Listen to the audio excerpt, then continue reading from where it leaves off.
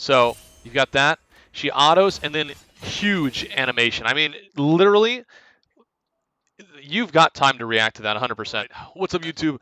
It is Brennen Fiora. I got a matchup guide. I haven't done one of these in a very long time. I need to get back into it. Been slacking a little bit, but we'll start bringing these back.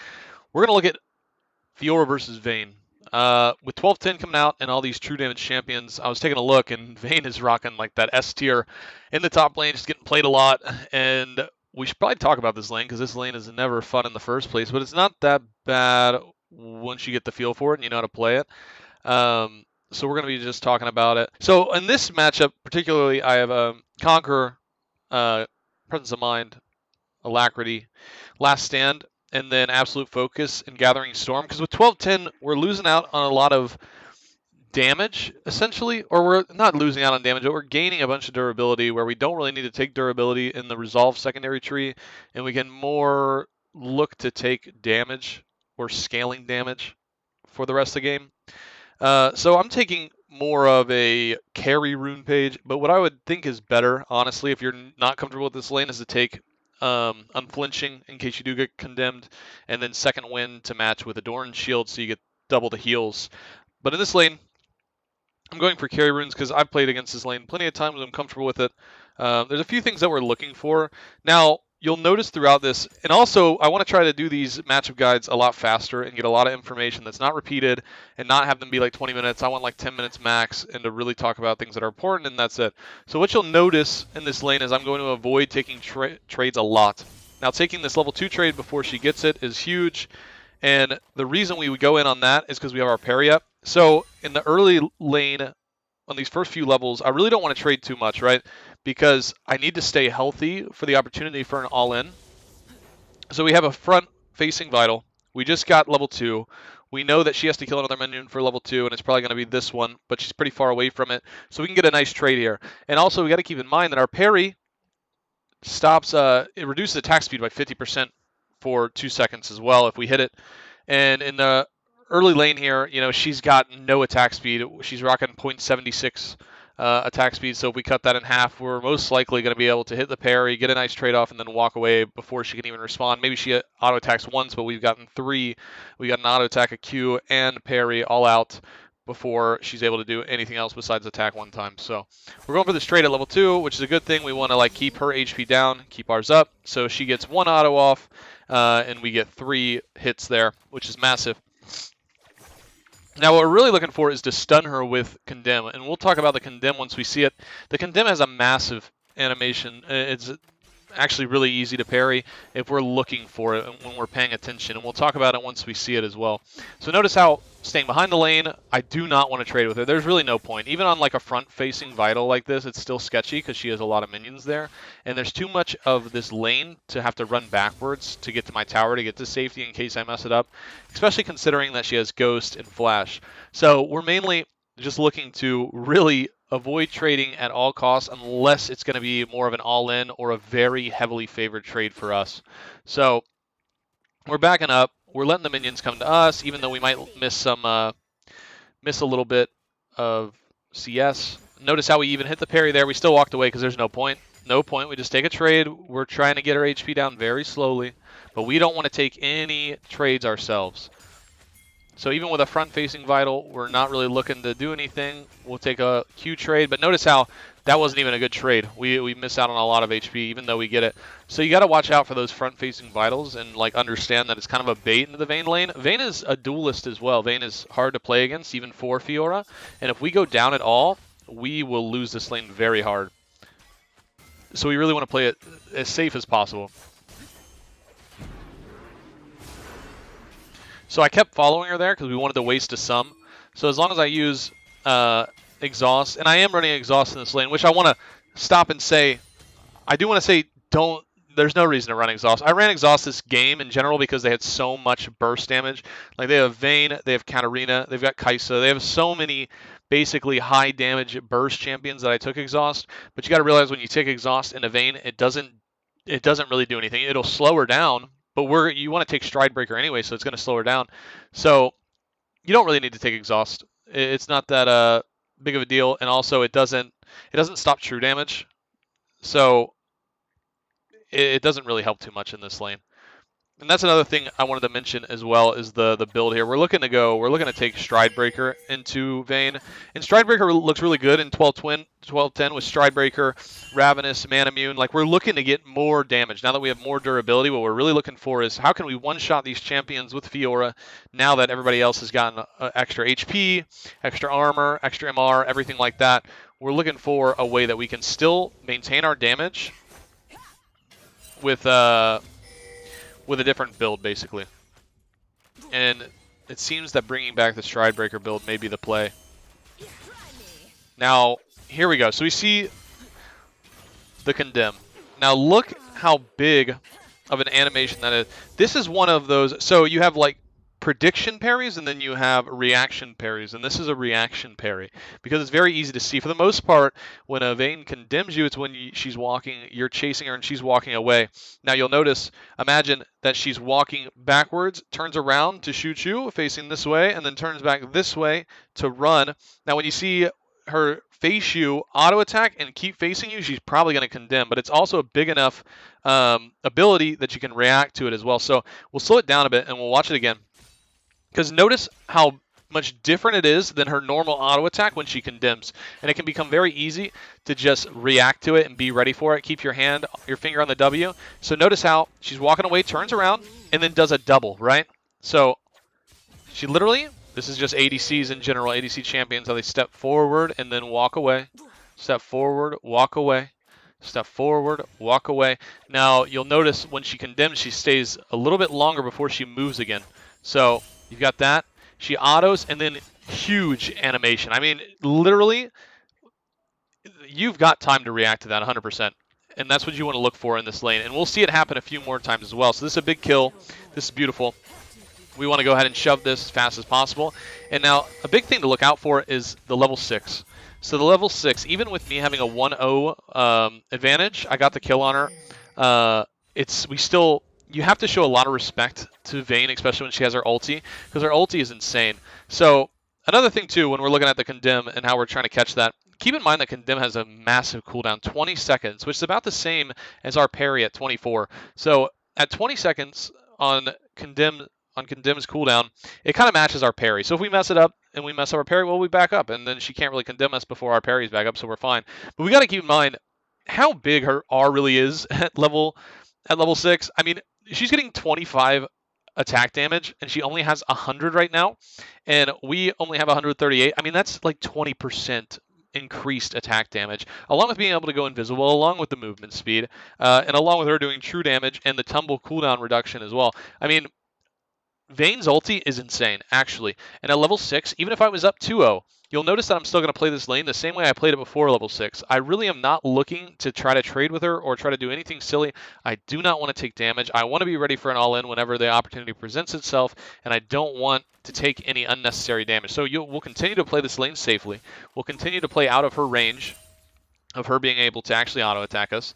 And if we need to back up, we're just going to back up, and we're just going to wait for the wave to come to us, because there's really no point to even get up there and try to trade with her, because when she goes invisible and if we miss our parry and don't get the attack speed slow, well, then we're just going to die. So we're literally going to die.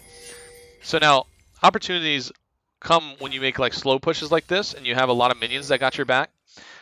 This could scare away a Vayne that's chasing you once you start building it up, because the minions will do a lot of damage, you know, before like level 11 and stuff like that. But we're building this slowly, and we're looking for any opportunity for a front vital at this point, since we have minions to back us. So we get one. We missed that, and that's okay, right? And now we're just going to keep slow pushing this and build this up. And this is one of those opportunities where if we do find a kill, then it's massive, because we're going to crash this wave, and then we have a huge lead. So we see the front vital again. Go for this trade.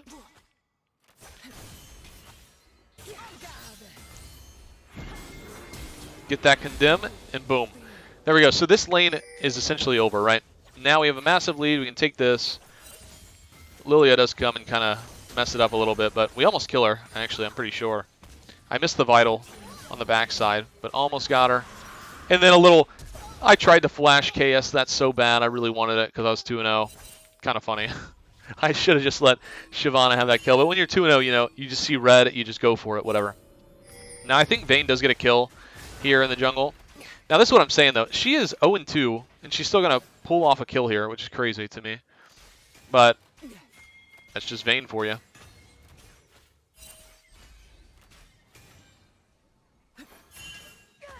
So now she has double buffs, but it's not really going to change anything. We're still going to play safely, and we're going to be fine. We're going to look for those trades, and it should be okay. So still bringing this wave back. Catch that. Get as much CS as possible. And you got to realize in this lane, we really just want to come out even. This is really a counter lane for Fiora. It's not ideal. And unfortunately, Lilia's here, and we die. But that's not the end of the lane. You know, we're still fine. And I believe, yeah, Shyvana comes and picks that up too. But this has nothing to do with the lane, so obviously we have a bunch of people in top lane, so we just follow the flow of the game and we go and push mid. So basically whenever when your mid laner comes and takes over your lane or comes to gank you and you're dead and they get the kill, you always go to their lane and you shove it and you reset their lane, as basically it keeps the flow of the game intact so that your mid laner is able to come back. You don't just walk top lane after your mid laner's ganked for you, because it's just going to screw them over, because then enemy laner gets to take their wave and crash theirs, which is going to put them behind. You always want to go to whatever lane came to gank for you. Make sure you reset their wave for ganking for you while they reset for yours, and that's just, normal macro. Doesn't have anything to do with the matchup, but it's still helpful information. So at this point, we're standing here, and we're going to keep looking for any play we can possibly get, but we still have to be careful. So looking to get those the condemn stun. That's going to be the kill. Front-facing vital. We can see the animation, and we get another one. So another kill for us. We're really just rocking this Vayne. She is just throwing her condemn very willy-nilly, not trying to bait our parry at all, so it makes it a lot easier for us. But we're going to start moving into the mid-game now. We're not going to go to lane. I think we'll go to lane like one more time, and then we'll move into mid-game. But for those early levels, that's what we're looking for. You show respect. You back up. You don't take trades unless you think that you are going to win the trade super hard. Make sure we're taking Stride Breaker.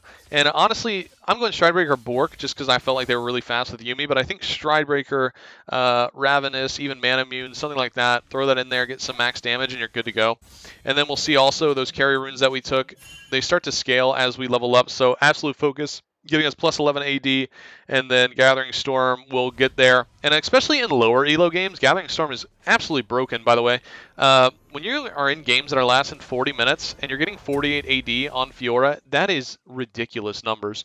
Ridiculous. And it just adds that power spike. Even when you're already like 4 items in, that makes like 30, 40 minutes and another power spike for you. It's crazy. And then with Absolute Focus as well, as you keep going up, you're getting more and more attack damage. So at level 18, you're going to have 18 AD with this.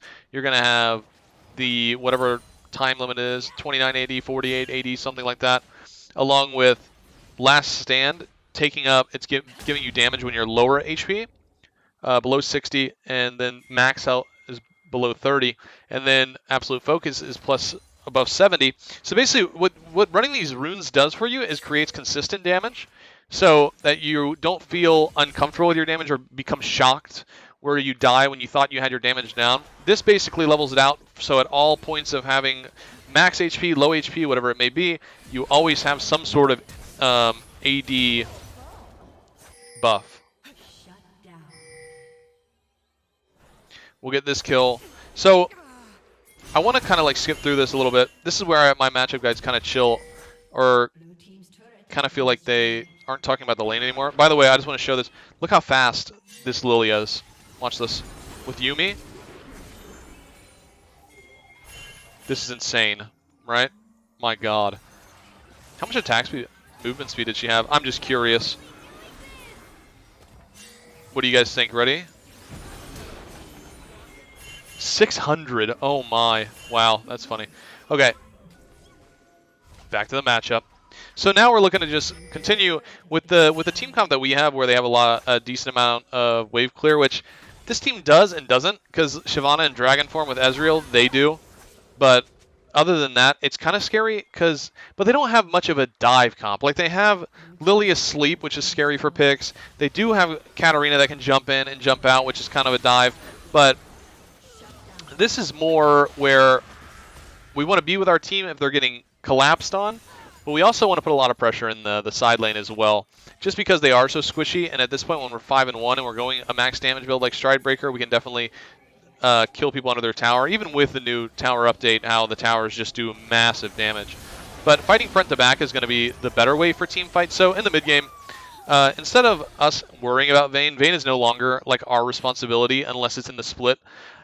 In team fights, Vayne is really not for us to worry about. She's going to play backline, and we don't need to really try to get her. We're looking for somebody on our team that has a high CC to take her, and we're looking for that more front-to-back fight. So we're able to get this person, so we go ahead and ult them. I'm skipping Vayne entirely. I'm letting my team handle that so I can go and get the Kai'Sa. We no longer really need to worry about the Vayne unless it's in the split push, and we still need to respect even. I know it sounds crazy to say, but I'll show you in a second. Even when she's 2 and 6. Vayne really is just an insane duelist, and you just have to respect it, unfortunately. And you don't want to get baited by her, because when she has 2 items, she's going to be way stronger than you think she is, even if you have a massive lead. And you still have to be careful. So we'll see. We're actually going to zoom this out a bit now, so we can see a little bit more. Because you'll notice that when I'm seeing her on the split, I'm really not going for anything, and she's showing respect to me as well. So we see her, and we're going to back up. Like, it's just not worth it, especially not knowing where anyone else is. Sure, we could probably win the 1v1, but we're probably not going to win the 2v1, even with Exhaust, even with Flash, because with Vayne being able to just go invis over and over again, and us not being able to keep up with her and know exactly where she's going, there is the possibility where you can get a sweeper and do that. But, I mean, realistically, it's just better to play it safe and not force anything, especially with the big of a lead we have, and we have a 500 gold shutdown. We see her, not really worth it. We want to keep vision on her, but I don't really have much vision inside their jungle, so it's not really worth it to like push up and try anything. But if we see anything, we can go for it. Here, I messed up. I didn't get the condemn. You're actually going to see a little int from me. So I'm telling you to do things that I did not do in this game because I got a little cocky. This is what happens when you see red. When you see red and you just go for it, it's not going to work out for you. So we're going to get this kill, and then we're going to get collapsed on. And this one isn't the worst thing ever because my team does end up getting Baron. But what I notice a lot from people is that they do stuff like this over and over and over again until the game is out of their hands, and they're like, "Oh well, I lost the game. I don't know why. I was 11-4, and my team did nothing." It's like, well, you were 11-0, and then you died 3 times in a row, and the jungle gave the enemy shutdown, got them map control, XP, and a lot of gold, and they were able to come back into the game, and that's realistically what happened. But I do end up doing that, I think, a couple times, low key. Like, and that's why this game stalls out for a little while, because I was just feeling myself. I played the game really well until I wanted to end really badly, and that's what happened. So here we're on the split push. We see that everybody's fighting in the top lane, so we're able to take this. And then we just back up because we lose vision once these guys kill the wave, and we don't really know if they're backing or not.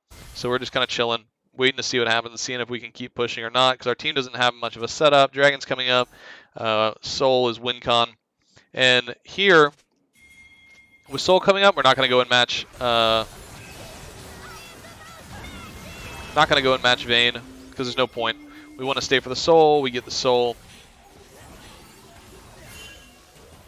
I really want to see a 1v1 late game with me and Vayne, or at least another team fight. So let's see if we can find that really quick, because we've gone through the early game, we've gone through the mid game on what we're looking for this lane. We've gone through the build, the runes, and hopefully we can get some editing on that to really show you guys everything. This is inting again, not a team fight. Shut down. Let's see. I think there is one more team fight in this. Yes, there is. Okay, this is a good one. So you'll notice even in the later stages of the game, we still, like I said, we're still showing respect to Vayne this entire game, and we're trying to do what's going to win our team the game instead of trying to ego challenge, basically. So we definitely back up here. We see Vayne come in with the ulti. No point in fighting it. She just does too much damage. She really does. And I already used my ulti on Lilia, and unless I have my ulti for Vayne, or if I know I can get my ulti off on the Lilia, then there's no reason to fight. So you notice how we always show respect. We back up there, even though we might have been able to kill them. It's just better to do that instead. And then we will chase down the Vayne, get the kill while they get the Lilia. And then we will come in and we will go for the end on the game here. So, to recap, when you're confident in the lane, you're taking Conquer, Presence of Mind. Unless you're running Man Immune, then take Triumph. Alacrity, Last Stand with Absolute Focus and Gathering Storm, which is giving us 30 AD right now, which is really nice. And we're looking for, if you're unconfident in the lane, still learning it, take those same first runes, the Conquer, Triumph, Alacrity, Last Stand, but take Last Stand, or not Last Stand, take Unflinching and a Second Wind. Always start this lane with the Doran Shield to match for that healing from the ranged opponents. We're looking at Stridebreaker as the most likely build. Stridebreaker with possible Mana Immune if you want to go that route, or the Bork route, or you can just go Stridebreaker, Death Stand Small. But Stridebreaker is going to be better in this lane because we want to slow her. So Stridebreaker, Ravenous, Mana Immune, Death Stance, Bork, those are all options for you, with Stridebreaker being the mythic. And always look for that condemn. And in some Vayne skins are even more like easy to see than this one was, and this one is a kind of a crazy one. It's very easy to see. But guys, that's the Vayne matchup guide. I want to get some more matchup guides out, and I'll be looking for more lanes in games where I can do that. So I hope you guys enjoyed the video. Let me know what you think. I appreciate you guys for watching. I love you. Until next time, peace out.